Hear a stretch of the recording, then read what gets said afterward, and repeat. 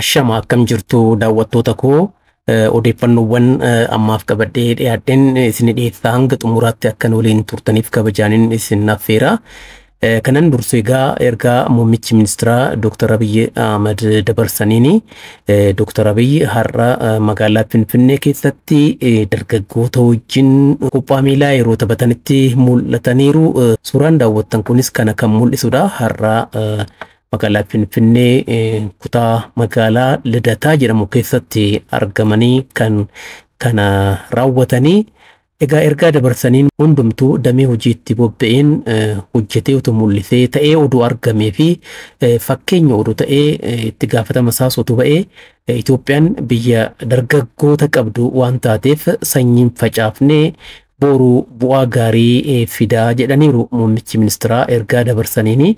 Egaa akkuma amma kaasee Dr. Abiy kutaa magaalaa Lidataatti argamuudhaan jiddugala sochii ispoortii dargaggoota akka eebbisiisan himaniiru. Kana fakkaate egaa akka daawwattan kanatti isaanis dargaggoota wajjin sochii ispoortii mul'isaniiru, kubbaa taphataniiru jechaadha. Gara odeeffannoowwan birootti yoon darbu Raayyaan haleellaa keessaa fi alaarraa Itoophiyaa irratti aggaamamuu fageenya irratti fashaleessuu ijaaramaa akka jiru ajajaa olaanaan humna qilleensa Itoophiyaa Leetanaal Jeneraal Yilmaa Mardaasaa himaniiru. Guyyaan raayyaa ittisaa mata duree wayitii qoramu hundatti kan cimu raayyaa injifannoo jedhuun qajeelcha waliigalaa humna qilleensaa Itoophiyaatti kabajameera. Saganticha irratti Leetanaal Jeneraal Yilmaa Mardaasaa dabalatee qondaaltonni olaanaa fi miseensonni humna qilleensaa hirmaataniiru.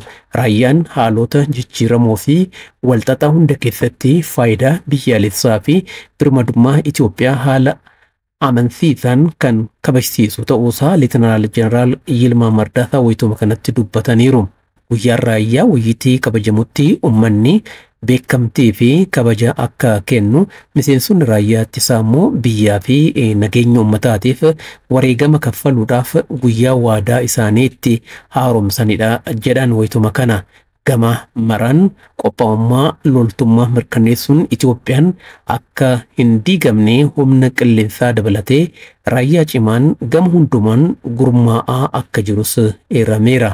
Humna qilleensaa Itoophiyaatti xiyyaarota waraanaa ammayyaa'uun teeknooloojiin humna namaa ga'umsa qabuu fi bu'uuraalee misoomaan ijaaruun cimee kan itti fufu ta'uusaa Jeneraal Yilmaa Mardaasaa himuu isaanii kan gabaase tajaajiloota Itoophiyaati. Leenjiin hooggantoota olaanaa fi giddugaleessaa paartii badhaadhinaa 12,000 ol caalan hirmaachisee fi giddugalawwan garaagaraatti geggeeffamaa ture har'a akka xumurame paartichi beeksiseera.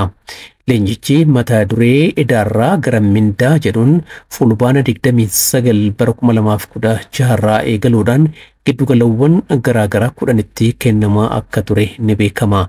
Leenjichaan tokkummaa yaadaa fi hubannoo badhaadhina biyyaalessaa mirkaneessuuf dandeessisan uumuun akka danda'ames ibsameera. Kaka'umsa hojii fi mira biyyaalessummaa caalmaan cimtuu akkasumas hooggansi muuxannoo akka wal jijjiiruuf haala mijaawaa kan uume ta'uu odeeffannoon waajjira paarticharraa argame mul'iseera. Hooggansi leenjii kennameen yaadama bu'uuraa paartichaan hoogganamaa haala qabatamaa biyyaa fi idil addunyaa irratti hubannoo argachuun gahee hooggansummaa akka baatuuf yeroo qophaa'ummaa akka tures eerameera. Haqa waloo hariiroo jabeessaniin tokkummaa biyyaalessaa nageenya waaraa fi misoomaaf wal ta'umsaan hojjechuun akka barbaachisu ministeerri nagaa himeera. Mata duree ijaarsa nageenyaa fi biyyaa faayidaalee biyyaalessaa bu'uura eenyummaa waloo duudhaalee biyyaalessaa fi seekularizimii jedhuun abbootii amantaalee jaarsolii biyyaa fi qaamolee dhimmichi ilaallatu waliin Adaamaatti mari'atameera. Ministeer Deetaan ministeerichaa obbo Taayyee Danda'a haasawaa waltajjii kanarratti taasisaniin yeroo garaagaraatti tokkummaa lammiilee laaffisuudhaaf yaaliiwwan taasifamaa turuu isaanii yaadachisaniiru. Qaamoleen ajandaalee garaagaraa leellisanis walitti bu'insaa fi tasgabbiin dhabamuu fi sababa ta'uun miidhaa geessisaa akka jiran himuu isaanii tajaajiloota Itoophiyaatu gabaase. Obbo Taayyeen seenessii waloo mul'isuun tokkummaa biyyaalessaa waliigaltee waloo fi nageenya waaraa hojjechuun akka barbaachisu wayituma kana himaniiru. Tokkummaa jabeessuuf carraaqqiiwwan taasifaman keessumaa hayyoonni abbootiin amantaalee jaarsoliin biyyaa gahee isaanirraa eegamu akka ba'ataniifis wayituma kana waamicha dhiyeessaniiru. Hirmaattonni marichaatis gama isaaniitiin nageenya biyyaalessaa fi nageenya lammiileetiif wal ta'umsaan hojjechuun akka barbaachisu dhaamaniiru. Ayyaanni Irreechaa yeroo sadaffaadhaaf bulchiinsa mootummaa naannoo Beenishaangul Gumuz magaalaa Asoosaatti kabajameera.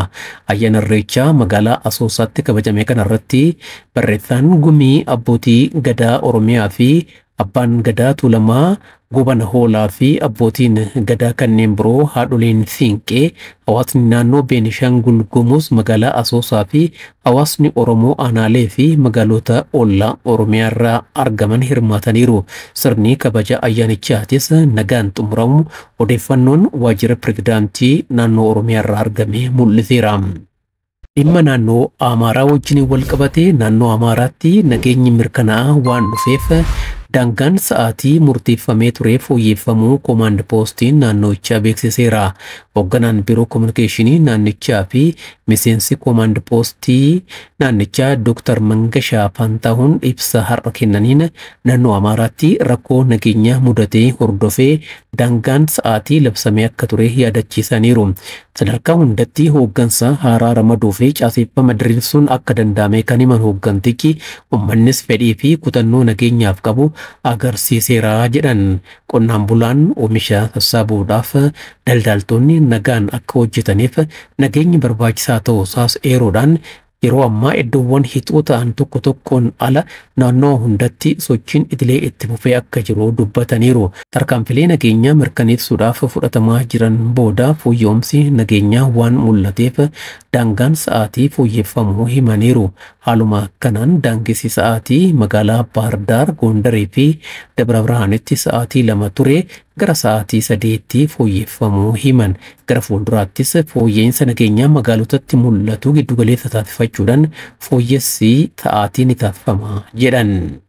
Sagantaa nyaata barattoota magaalaa Finfinnee qaama ijaarsaa dhalootaa ta'uun daran cimsuun kan itti fufu ta'uu kantiibaan bulchiinsa magaalaa Finfinnee Adaanech Abeebee mirkaneessaniiru. Kantiibaa Adaanech waltajjii gamtaa nyaataa manneen barnootaa idil addunyaa Faransaay Paarisitti gaggeeffame irratti Finfinneen biyyoota biroon muuxannoon kanarraa qoodatamu ta'uun filatamuu isheetti kan boonan ta'uu karaa miidiyaa hawaasummaa isaaniitiin ergaa dabarsaniin himaniiru. Barattoonni mana barnootaa sadarkaa tokkoffaa sagantaa nyaataa mana barnootaatiin fayyadamtoota ta'an bu'aa jajjabeessaa argamsiisaniin sababa hanqina nyaataatiin harcaatiin barattootaa hir'achuun carraa hojii haadholiif uumame sagantichi qonna magaalaa waliin qindaa'uu fi giddugaloota nyaataa hundeessuun waarummaan gama hoogganuutiin fakkeenyummaan magaalaa Finfinnee biyyaalee birootiin qoodamuu akka qabu waltajjicha irratti ka'uu himaniiru. Gara fuulduraattis saganticha qaama ijaarsaa dhalootaa taasisuudhaan daran cimsuudhaan kan itti fufamu ta'uu himaniiru. Egaa dhimma sagantaa nyaataa barattootaa kan wajjin wal qabatee yaaddootu ture kanaan dura himamaa ture. Sagantaan kun dhaabbachuu danda'a jedhamee kan odeeffamaa ture ta'uun ni beekama.